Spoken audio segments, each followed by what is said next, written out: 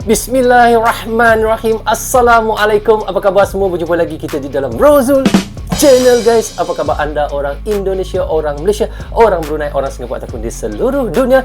Apa khabar anda semua? Okey guys, hari ini saya mahu mereactionkan satu lagi video daripada channel iaitu Kompas.com. Anda boleh pergi ke channel Kompas.com, klik butang subscribe-nya dan klik butang loceng tanda sokongan anda juga kepada channel Kompas.com. Tajuk yang kita mahu reactionkan hari ini iaitu katanya adalah Rusia minat kerjasama dengan Indonesia. Wow, apakah yang membuatkan Rusia sangat berminat bekerjasama dengan Indonesia, guys? Tetapi kita memang tahu daripada zaman dulu, zaman Soekarno lagi hingga zaman sekarang, memang Indonesia dan Rusia ini memang sentiasa menjalinkan hubungan diplomatik dan juga menjalinkan hubungan ekonomi, dan tidak kira apa saja, Indonesia dan Rusia pasti akan bekerjasama hingga kini, guys. Okey guys, tanpa basa-basi guys, dan tanpa berlengah lagi, mari kita sama-sama tonton Direction bersama dengan Brozul Channel. Mari.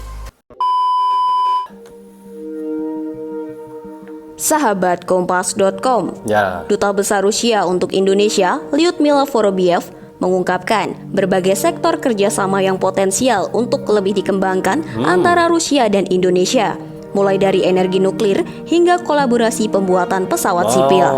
Daripada teknologi nuklear hingga ke pesawat, kerjasama antara Rusia dan Indonesia ni. Itulah yang saya katakan, kerjasama antara Rusia dan Indonesia ni sudah terjalin sangat lama, guys. Okey, kita lanjut ya.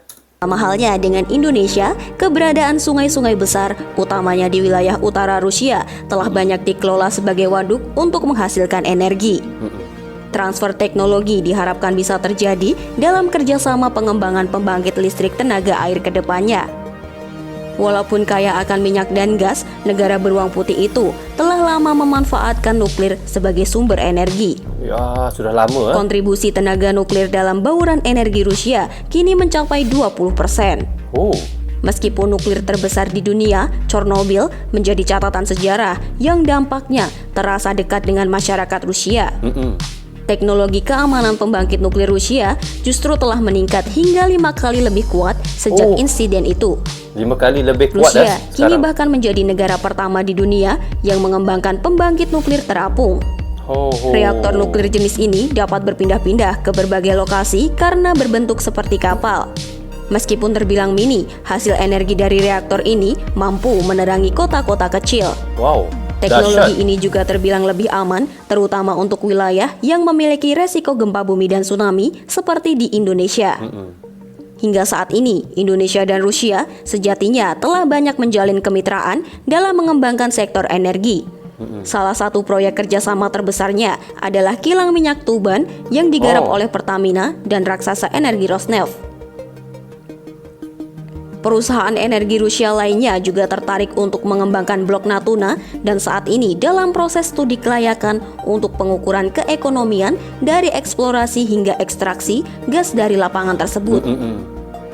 Ada pula potensi kolaborasi lainnya seperti pengembangan armada penerbangan sipil. Terlebih saat ini perusahaan Rusia mulai banyak mengembangkan pesawat berukuran sedang hingga besar yang dinilai akan sangat bermanfaat untuk negara kepulauan seperti Indonesia.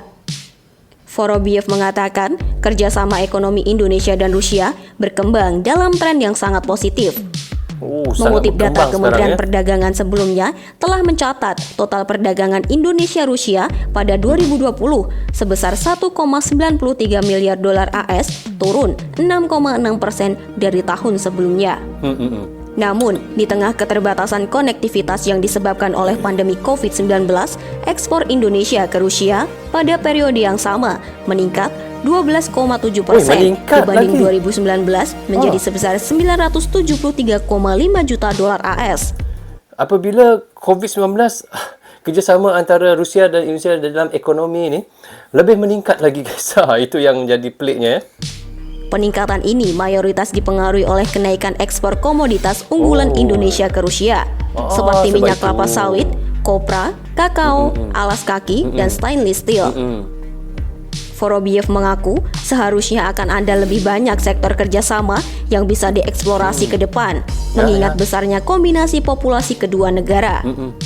Apalagi Indonesia dan Rusia telah menjalin relasi yang terbangun dengan sangat baik, bahkan sejak masa Presiden Soekarno Ya, yang saya mulai katakan tahun tu, 1960-an telah beberapa kali mengunjungi Rusia.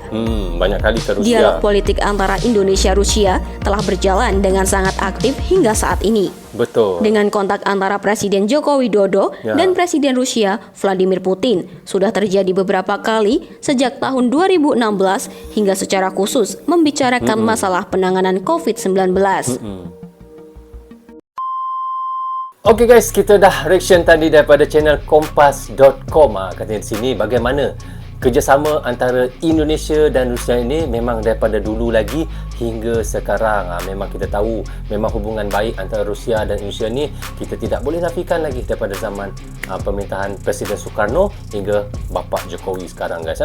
Kita tengok hubungan baik itulah yang membuatkan Indonesia sentiasa bekerjasama dengan Rusia dan Rusia sentiasa mempercayai Indonesia guys. Disebabkan kerjasama yang baik itulah kita lihat ada satu projek migas yang terletak di Natuna, iaitu kepunyaan Rusia guys, antara kerjasama Indonesia dan Rusia.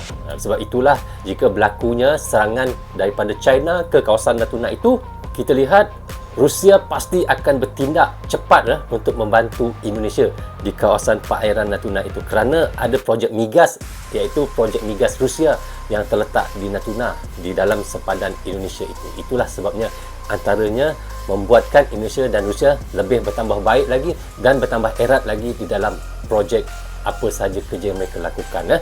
Dan kita tahu juga Indonesia juga, Rusia juga banyak mengeksport minyak sawit daripada Indonesia dan banyak lagi lah selain daripada itu. Itulah baiknya hubungan antara Rusia dan Indonesia guys. Okey guys, sampai di sini saja untuk reaction sekali ini. Semoga manfaat untuk kami di Malaysia dan untuk anda di Indonesia juga. Jangan berhenti menyokong Brozo Channel. Tanpa sokongan anda, tiada dalam Brozo Channel di dalam YouTube ini. Bagi anda yang suka dengan cara saya reaction, anda boleh klik butang subscribe dan klik butang loceng tanda sokongan anda kepada saya. Saya minta maaf kiranya ada tersilap kata dan tersilap cakap sepanjang saya melakukan reaction untuk anda semua. Assalamualaikum. Goodbye. Bye-bye.